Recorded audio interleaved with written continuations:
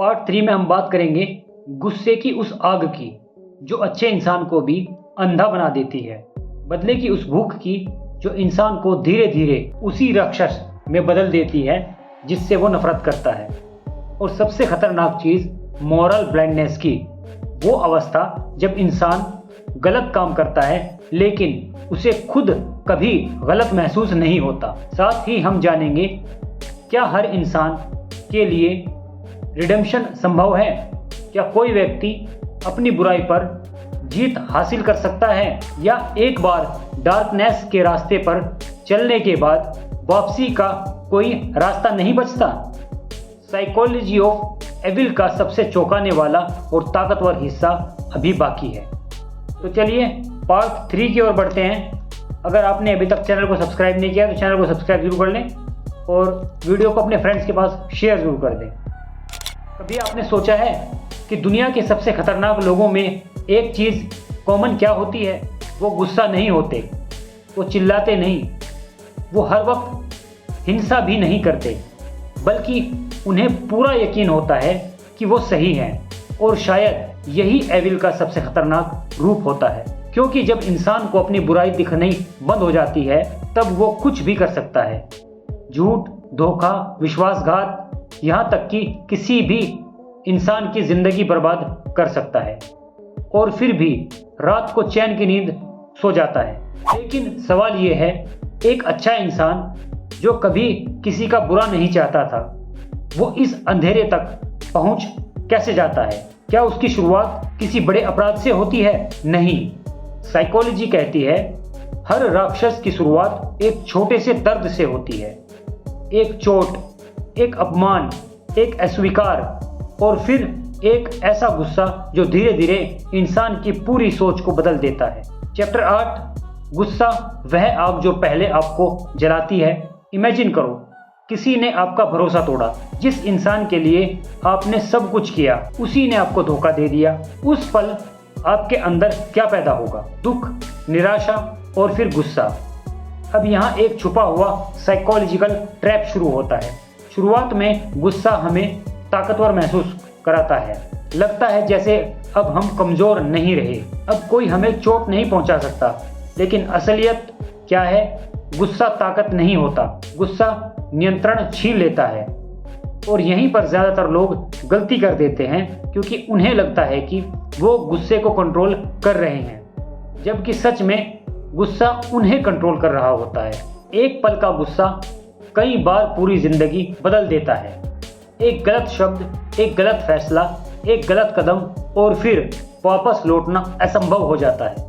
लेकिन असली खेल अब शुरू होता है, क्योंकि गुस्से से भी ज़्यादा खतरनाक होता है बदला। चैप्टर 9 क्या कहता है? रिवेंज, वो जहर जिसे हम खुद पीते हैं। अब ज़रा सोचिए, किसी ने आपको धोखा दे दिया, आपको अपमानित किया, आपका दिल तोड़ दिया, और अब आपने मन में सिर्फ एक ही आवाज़ गूंज रही है। अब आपके मन में सिर्फ एक ही आवाज़ गूंज रही है, मैं इसे छोड़ूंगा नहीं। यहीं से रिवेंज की असली कहानी शुरू होती है। और सबसे अजीब बात, शुरुआत में बदला बहुत अच्छा लगता है, ऐसा लगता है जैसे अब न्याय हो जाएगा, अब सामने वाले को उसके कर्मों की सजा मिलेगी। लेकिन साइकोलॉजी कुछ और कहती है। रिवेंज इंसान को आज़ाद नहीं करता, वो उसे उसी इंसान से बांध देता है जिससे वो नफरत करता है। आपने देखा होगा, कुछ लोग सालों तक किसी पुरानी घटनाओं को पकड़े रहते हैं, पुराना दोस्त, पुराना रिश्ता, पुराना धोखा। शरीर आगे बढ़ जाता है लेकिन दिमाग वहीं अटका रहता है। क्यों? क्योंकि बदला सिर्फ सामने वाले को नहीं, सबसे पहले आपको कैद करता है।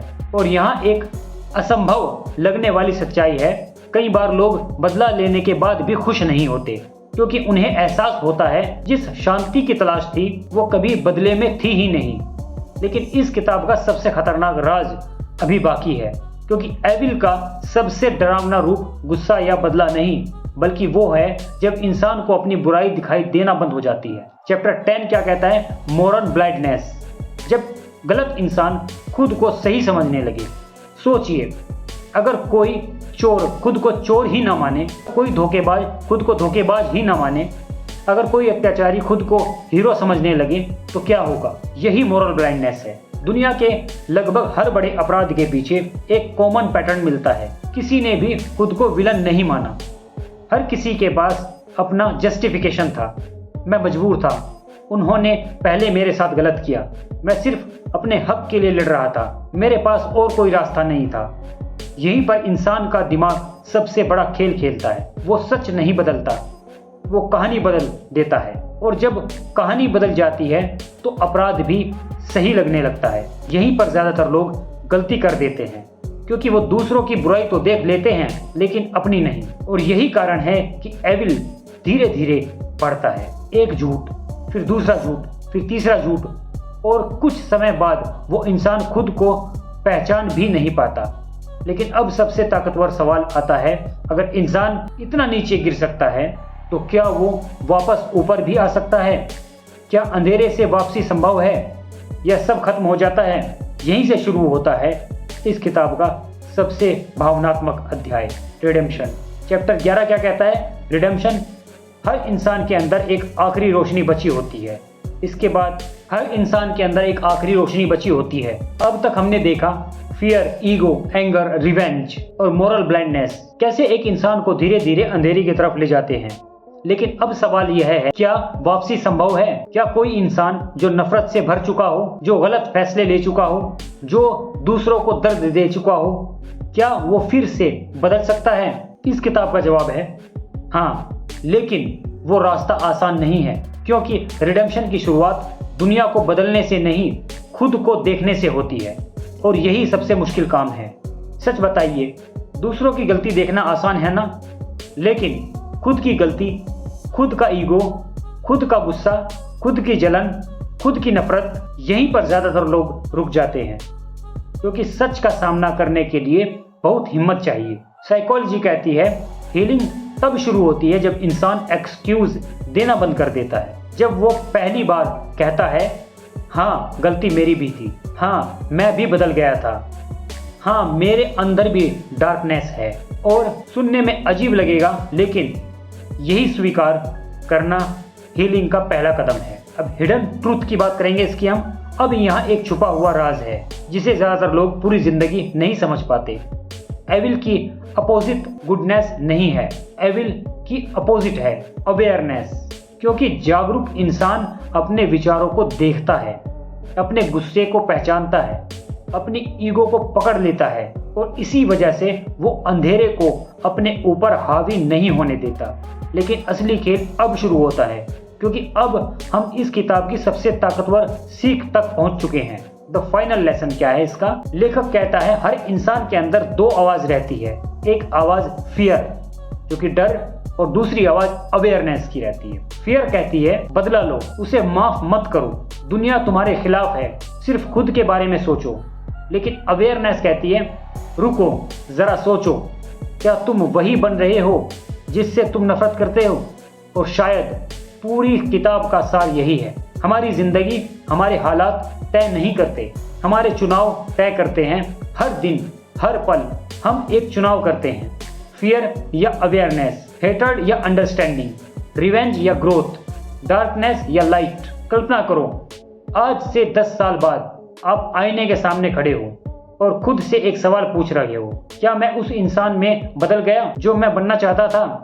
यही सवाल पूरी जिंदगी बदल सकता है, क्योंकि अंत में जीत उस इंसान की नहीं होती जो सबसे ज्यादा ताकतवर होता है, जीत उस इंसान की होती है जो खुद पर जीत हासिल कर लेता है।